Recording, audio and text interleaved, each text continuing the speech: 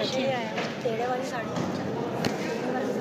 रेशमी ये वाली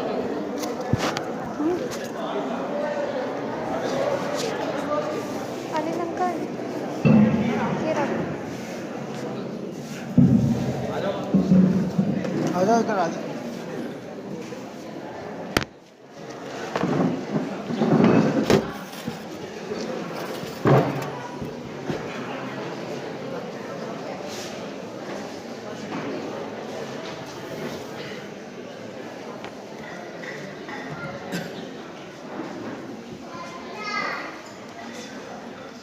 सावधान। नमो अर्हन्ताडं नमो सिद्धाडं नमो आयल्याडं नमो उवच्छायाडं नमो लोये सवसाहूडम् मंगलम भगवान वीरो मंगलम गौतमो गणी मंगलम कुंद कुंदाख्यो जैन धर्मोस्तु मंगलम सर्वमंगल्य मांगल्यम सर्वकल्याणकारकम प्रधानम सर्वधर्माणां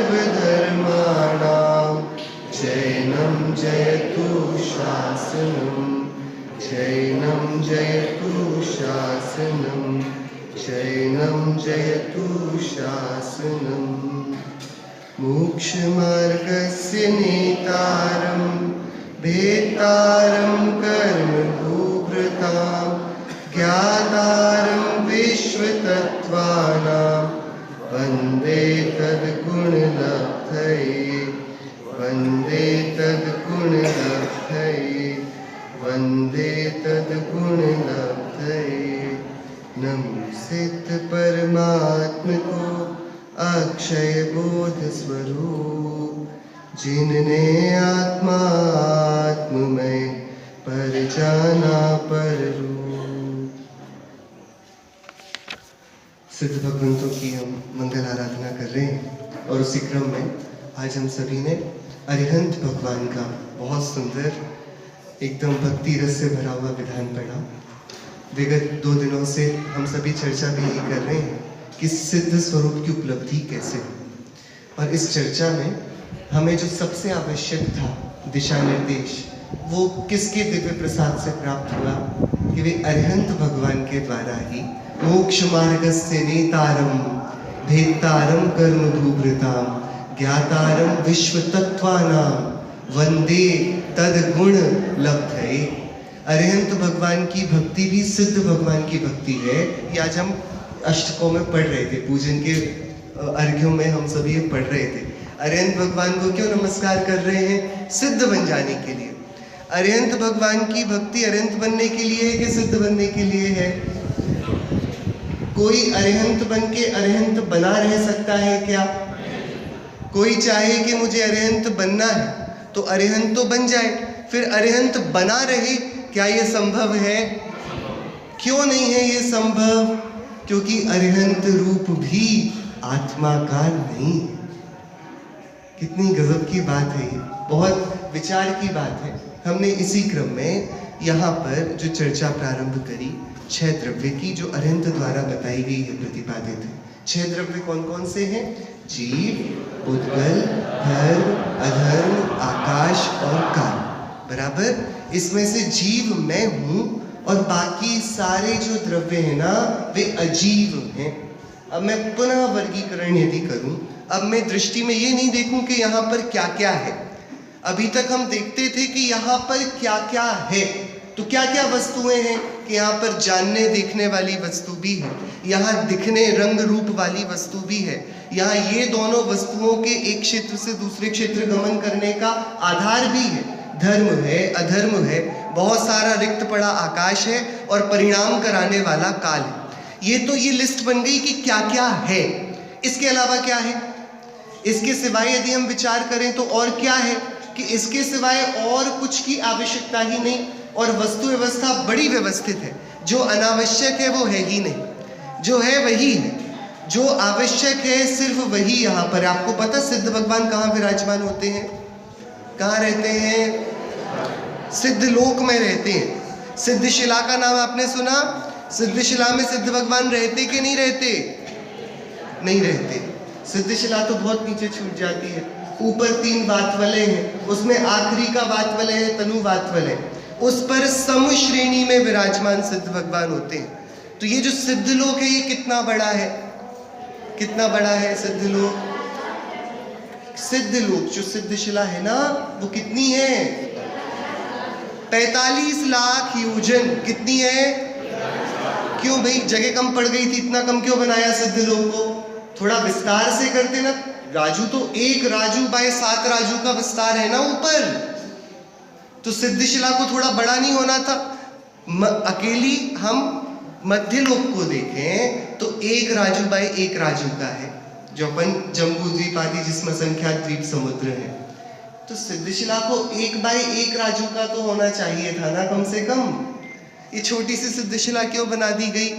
कि वस्तु व्यवस्था में जो बेकार का है वो है ही नहीं, अनावश्यक कुछ है ही नहीं, क्योंकि मनुष्य ही सिद्ध बनते हैं और मनुष्य सिर्फ 45 लाख योजन में होते हैं। 2.5 द्वीप में ही मनुष्य पाए जाते हैं। तो क्योंकि मनुष्य ही जहां से सिद्धत्व प्राप्त होंगे, सम श्रेणी में ऊपर विराजमान होंगे, इधर उधर टेढ़े तो जाते नहीं। हाँ, हम शिखर जी में जाएंगे, भगवान की टोक पर नमस्कार करेंगे तो पार्श्वनाथ भगवान कहाँ पर है? सीधे ऊपर सम श्रेणी में है ना। इधर उधर जाने का प्रावधान तो नहीं। सिर्फ मनुष्य ही बनते हैं तो मनुष्य कहाँ रहते हैं? 2.5 द्वीप में रहते हैं। इसलिए सिद्ध लोक भी कितना है? 2.5 द्वीप जितना। 2.5 द्वीप कितना है? 45 लाख योजन का। तो जो अनावश्यक है वो है ही नहीं। ये वस्तु का बहुत बड़ा, क्या बोलते हैं इसको, इकोनॉमिक्स है। जैन दर्शन की ये क्या है? बहुत बड़ा अर्थशास्त्र है। जो अनावश्यक है वो है ही नहीं। इस जगत में जो जो कुछ भी है वह है क्योंकि वह आवश्यक है। जैसे आप लोगों के नगर में नालियां हैं कि नहीं हैं? अच्छी हैं कि बुरी हैं? नाली जानते हो आप लोग? नाली है कि नहीं? अच्छी हैं कि बुरी हैं? आप लोग इसमें भी दुविधा में पड़ गए। हाँ, अच्छी हैं कि बुरी हैं? कि प्रश्न अच्छे बुरे का है ही नहीं, जो आवश्यक है उसे होना पड़ेगा। नरक भी है, देवत्व भी है, तिर्यकत्व भी है, मानुष्यत्व भी है, सब है। अच्छे की व्यवस्थाएं हैं, बुरे की, अच्छे और बुरे की परिभाषाएं हमारी गढ़ी गई। बताओ नरक अच्छा है कि बुरा है? हाँ, अरे जो पाप करे उसके लिए तो अच्छा ही है, पाप के फल को भोग पा रहा है, नहीं तो कहां जाएगा वो? नरक उपकारी है कि अपकारी है? नहीं आई बात समझ में? इस जगत में जो अनर्गल है, जो अनावश्यक है, वो है ही नहीं। इसलिए एक मंत्र है, भवियवम भावंतो। जो होने योग्य है वही होता है, जो नहीं होना होता वो कहीं नहीं होता। तो जो जो कुछ भी होता है वो वैसा वैसा उस क्षेत्र में उस जीव के उस वस्तु के होना सुनिश्चित है और अपने कालक्रम में वैसा ही होना योग्य था। बात बड़ी कठिन है। लक्ष्मण ने रावण को मारा। लक्ष्मण ने मारा, राम ने मारा? आप लोग ने रामायण देखी कि नहीं? हाँ, लक्ष्मण ने रावण को मारा। अच्छा किया कि बुरा किया? हाँ बोलो भैया। तो रावण को मारा जाना चाहिए था कि नहीं? नहीं। कितना व्यवस्थित विधान है।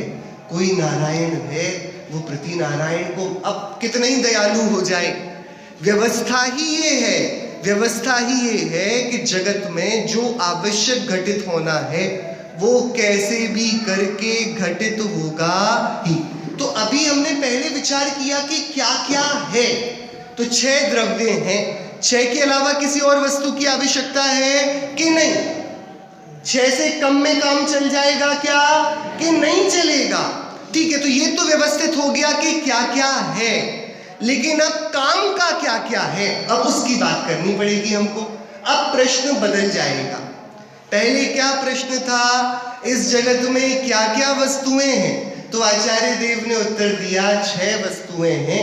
चेतन वस्तु है, एक जड़ मूर्त वस्तु है, एक जीव और पुद्गल के चलन सहायी वस्तु है, एक स्थिति कराने वाली वस्तु है, एक अवगाहना देने वाली वस्तु है और एक परिणमन कराने वाली वस्तु है। 6 बातें। देखो सबके डिपार्टमेंट बटे हुए हैं। आपको चिंता नहीं करनी कि भैया देखो बच्चा हो तो गया, बड़ा होगा कि नहीं। आप लोग अपने बच्चों को बड़ा करते हो कि नहीं? कैसे रोज खींचते होगे कि 10 साल में कितना बड़ा कर देते हो? 10 साल में 10 साल का तो 10 साल ही कर देंगे। आप कितना बड़ा करते हो कि देखो तुम्हें परिणमन नहीं कराना, उसके लिए काल द्रव्य नियुक्त है। जैसे घर पर काम करने वाला आता हो ना, तो फिर घर का कोई काम नहीं, अरे वो आएगी ना। जब कार्य के लिए किसी को लगाया है तो उस कार्य में हस्तक्षेप करना मूर्खता है और अपने अधिकार से पतित होना है। क्या जब भैया कोई बर्तन साफ करने आ रहा है तो मैं क्यों साफ करूं? और यदि मैं करने वाला हूं तो उसे पैसा क्यों दे रहा हूं? दो बुद्धिमत्ता क्या है, या तो मैं ही कर लूं या जब कोई दूसरा कर रहा है तो उसे करने की स्वतंत्रता दी जाए। तो परिणाम कराने के लिए द्रव्य है ना, तो परिणमन कराने का कार्य हमारा है कि नहीं है? अरे हम बुद्धिमान हैं, हम में ज्ञान है कि भाई साहब पुद्गल के पास ज्ञान नहीं लेकिन कितना व्यवस्थित परिणमन करता है। आपको पता है बादलों को कौन बताता है बारिश कर दो अब, लेकिन हमेशा इन महीनों में इकट्ठे होकर गरजने लगते हैं, बरसने लगते हैं। सूरज को कोई देता होगा भैया एकदम अच्छी तपती हुई धूप देना, किसी का तो आदेश वो निभाता होगा कि जगत की जो जड़ वस्तु है उससे ईमानदार कोई नहीं। मतलब परिणाम के लिए ज्ञान की आवश्यकता नहीं है, क्योंकि 6 वस्तुएं जो परिणमन करती हैं उसमें से 5 के पास ज्ञान नहीं है लेकिन उनका परिणमन एकदम व्यवस्थित है। तो ये ज्ञान वस्तु को परिणमाने के लिए नहीं है, और जो ज्ञान वस्तुओं को परिणमाने में लगा वो ज्ञान जड़ता की ओर बढ़ता जाता है, क्योंकि वो अधिकार ही नहीं ना।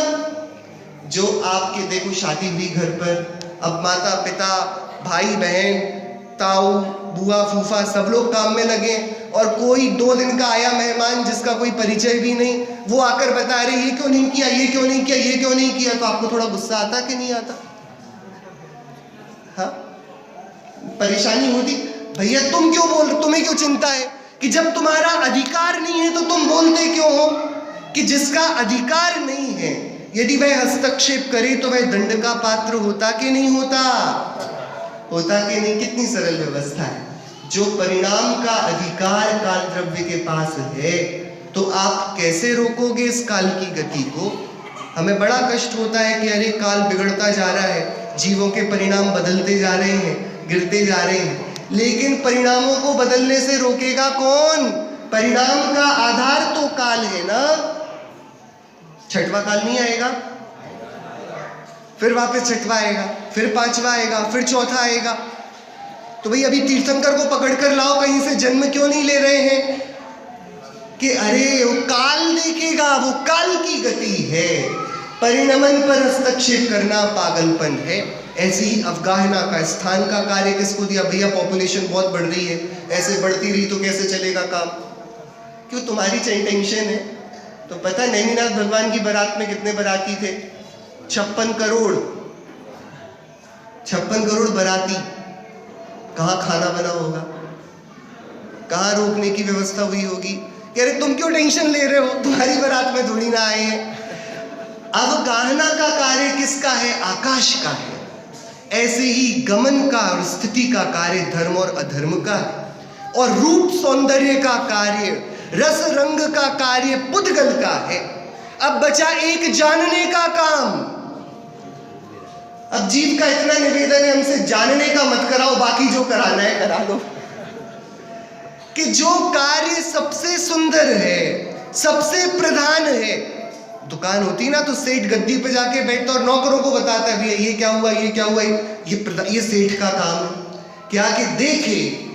लेकिन अनादि की चाकरी, अनादि की दास्ता ऐसी भरी पड़ी है कि अपनी भगवत्ता का जो काम है वो भाता नहीं, कि मैं ज्ञाता दृष्टा रहूं और करने का, परिणमन का, गमन का, आगमन का, स्थिति का, रूप का, रस का, गंध का, वर्ण का, ये सारे कार्य ही रुचिकर प्रतीत होते हैं।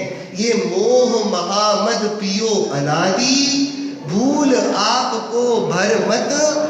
तो 6 वस्तुएं हो गई और 6 के व्यवस्थित अपने अपने कार्य हैं। बराबर? पक्की बात? भैया आपके घर में पंखे लगे हैं, बराबर? तो पंखे चलते हैं कि नहीं चलते हैं? तो कितनी देर चलते हैं कि उज्जैन पहुंच जाते हैं? चलते हैं कि नहीं? किस किस के घर के पंखे चलते हैं? नहीं चलते। कहां तक पहुंच जाते हैं? चल मंदिर तक आप आते नहीं? आप आते चल के? हाँ, क्या भाई चलते हैं कि नहीं? कि चलने का क्या अर्थ है? चलने का, इसको आचार्य देव ने बड़े सरल तरीके से बताया। सत जो वस्तु है वह अपना कार्य करेगी। वस्तु का पहला लक्षण है सत द्रव्य लक्षणम। आप लोग बोलेंगे सूत्र, सत द्रव्य लक्षणम।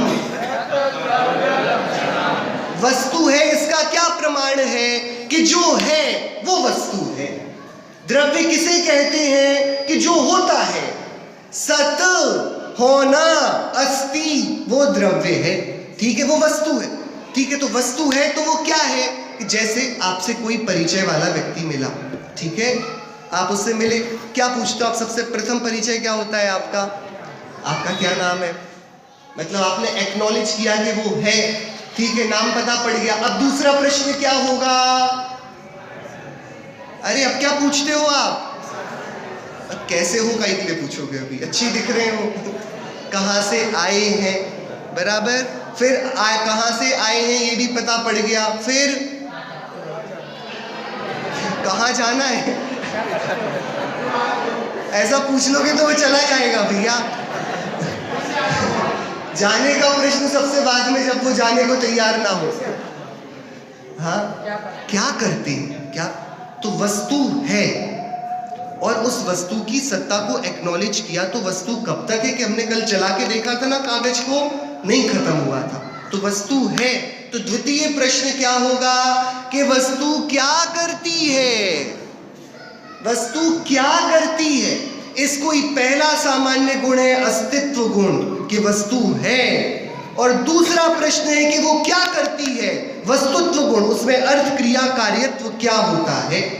तो जीव है और जीव जानता है, पुद्गल है और रूप रस गंध वर्ण करता है, धर्म है तो गति हेतुत्व है, अधर्म है तो स्थिति हेतुत्व है, आकाश है तो अवगाहनत्व है, काल है तो परिणमनत्व है। ये क्या हुआ कि उसका इंट्रोडक्शन, भैया बायोडेटा बनेगा ना उसका, क्या करता है? तो भैया तुम ये काम करते हो तो अभी यहाँ कैसे, काम पे क्यों नहीं गए? छुट्टी पर आए हो क्या? कि कार्य को करता है तो कब करता है? कि तुरंत द्रव्यत्व गुण आया और उसने बोला प्रति समय जो अपने कार्य को करता है। आपके घर में शक्कर का डब्बा है कि नहीं? शक्कर का डब्बा, पानी की बाल्टी तो होगी? नहीं है। जो पूछो उस प्रश्न का उत्तर नहीं है। हाँ, है शक्कर, एक डब्बा जिसमें शक्कर रखते हैं वो है कि नहीं? तो उसमें शक्कर रखते हो आप लोग? हाँ, तो शक्कर मीठी होती है कि नहीं? मीठी। आप लोग के घर में जो शक्कर पाई जाती है वो मीठी होती है कि नहीं? कब मीठी होती है? जब डब्बे में होती है तब, कि जब जीभ पर लगती है तब?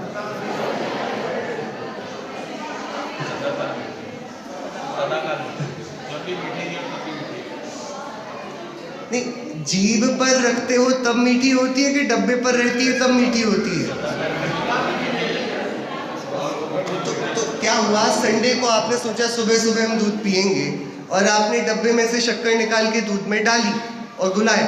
तो आज संडे है, शक्कर मीठी होगी कि नहीं? छुट्टी पे नहीं जाएगी आज वो? मीठे होने का कार्य शक्कर कब करेगी? अरे आप लोगों को नींद आती है कि नहीं? अरे नींद आती है कि नहीं? अभी नहीं, वैसे नींद आती है? अरे सोते हो कि नहीं? तो सोते हो तब सब सपने दिखते हैं कि नहीं? तो सपने देखते हो कि सोते हो?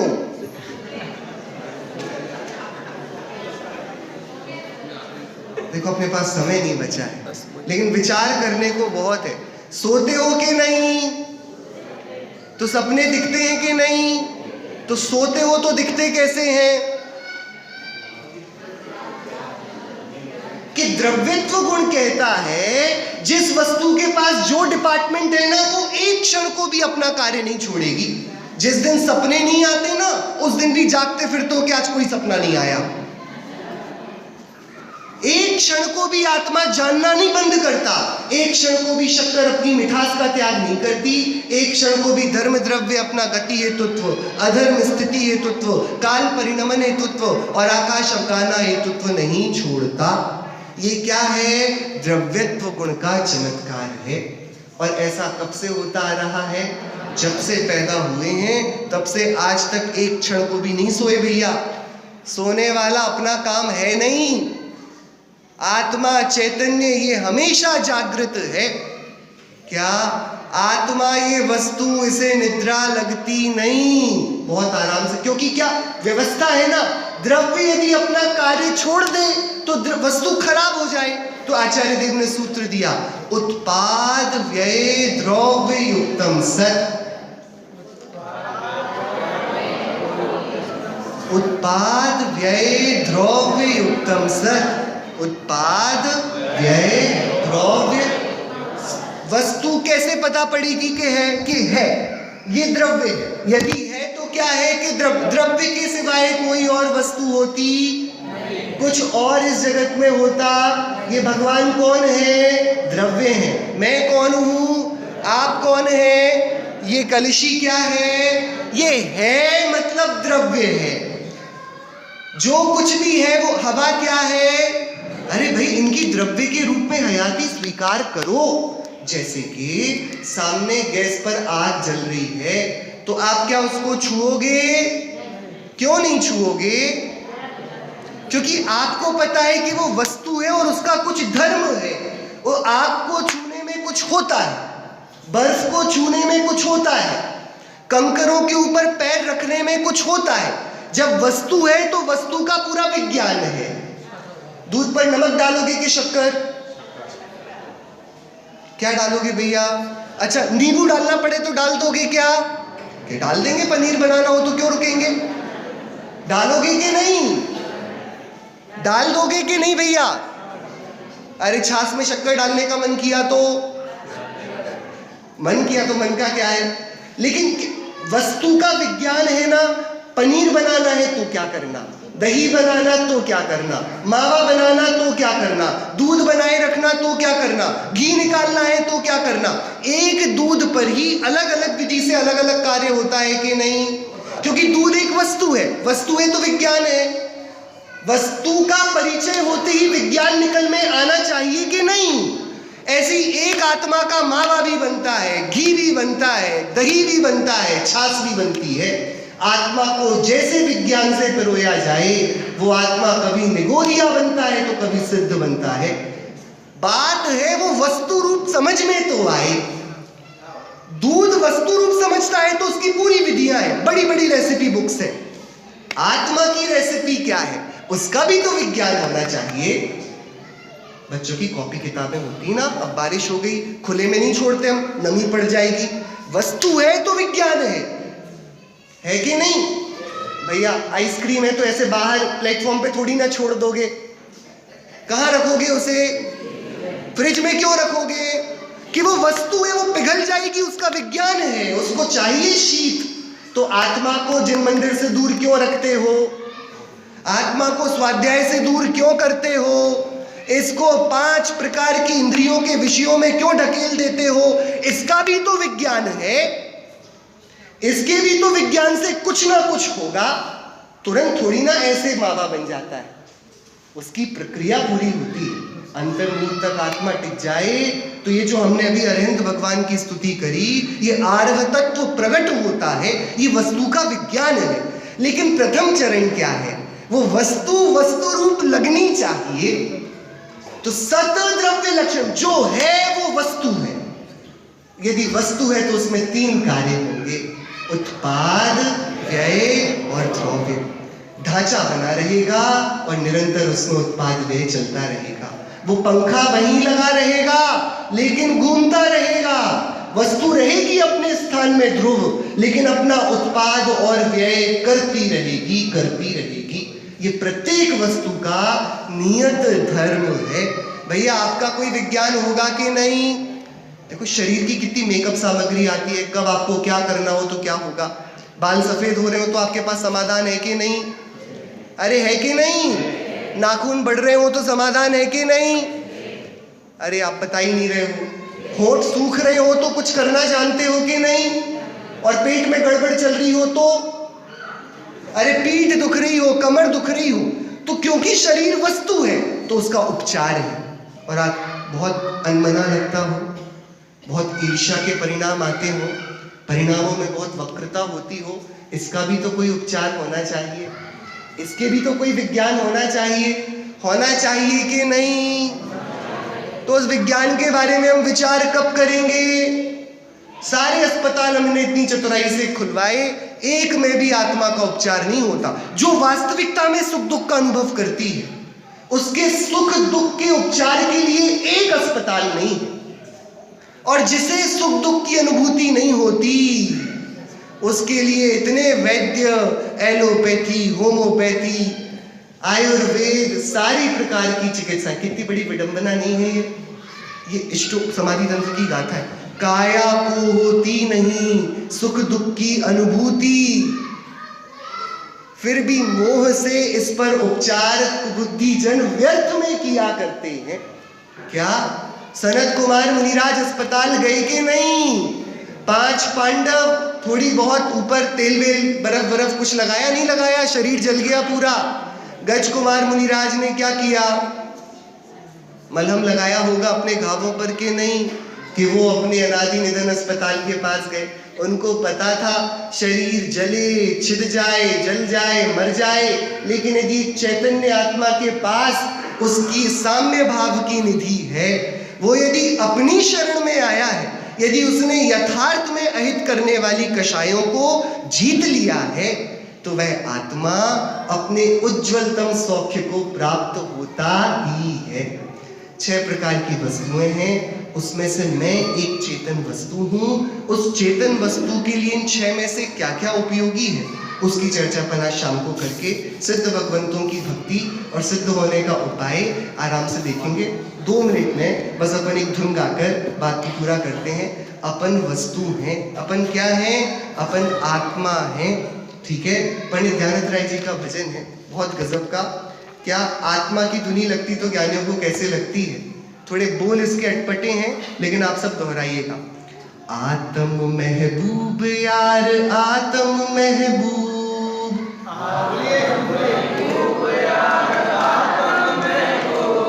जिस आत्मा के ध्यान से समस्त प्रकार के दुख गलते और सुख प्रकट होता है, जिस आत्मा की ही पर्यायी अरिहंत रूप है, वे सिद्ध भगवान है।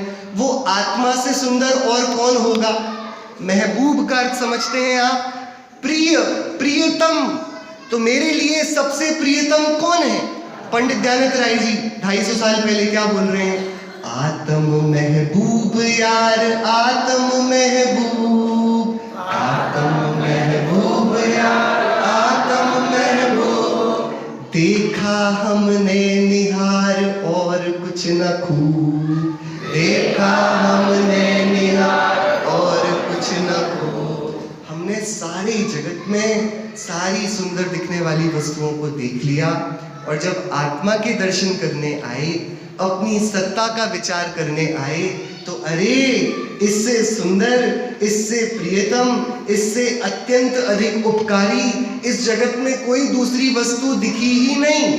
आत्म महबूब यार, आत्म महबूब, आत्म महबूब यार, आत्म महबूब। देखा हमने निहार और कुछ न खूब, देखा हमने निहार और कुछ न खूब।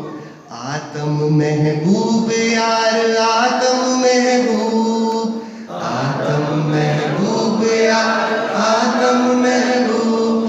देखा हमने निहार और कुछ न खो, देखा हमने निहार और कुछ न हो। जिस आत्मा को देखकर समस्त कर्म जल जाते हैं और अनंत सुख प्रकट होता है, ऐसा एक आत्मा ही हमारे जीवन का ध्येय बने। हम स्वयं आत्मा हैं, हम उसी में जम जाएं, रम जाएं, इसी मंगल भावना से।